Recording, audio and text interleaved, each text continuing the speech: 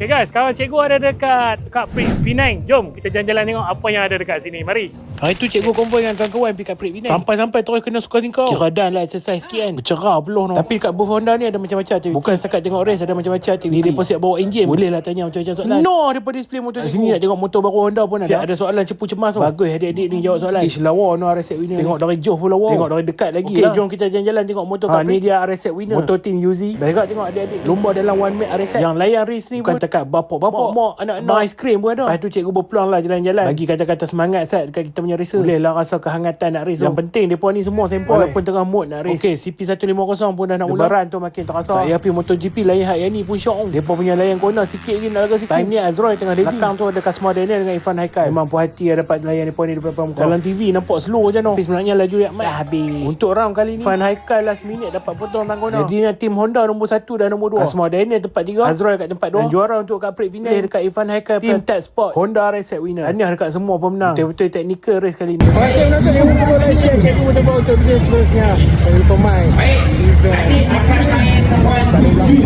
Mari.